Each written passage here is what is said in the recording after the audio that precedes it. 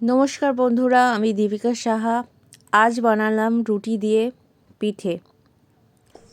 তো রুটি করার জন্য আটা যেমন মাখে সেরকমভাবেই মাখতে হবে। তো আমরা একটা লেচি কেটে নিয়েছি।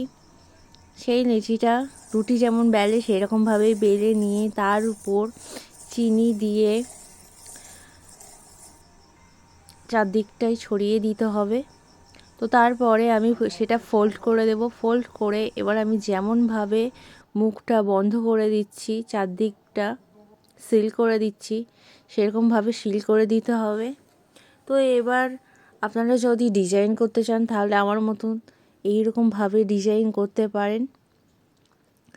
তো এইরকমভাবে ডিজাইন করলে জিনিসটা দেখতে সুন্দর লাগে, আর জিনিসটা একদম পিঠের মতনই লাগছে, যেন মনে হচ্ছে আমি একটা পিঠে বানিয়েছি। তো যাই হোক, তো আমাদের একটা রেডি হয়ে গেছে আর একটা হয়ে গেল। তো আমি এবার ভেজে দেখিয়ে দেব কেমন করে ভাজতে হবে।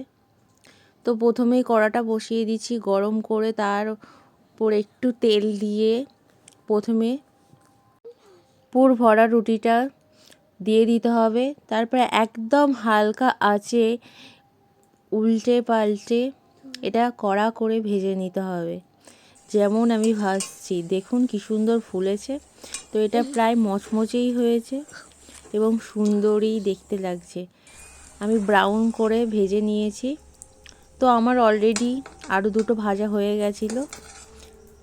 তো দেখে নিন কত সুন্দর লাগছে, একদম লাল লাল করে ভেজেছি।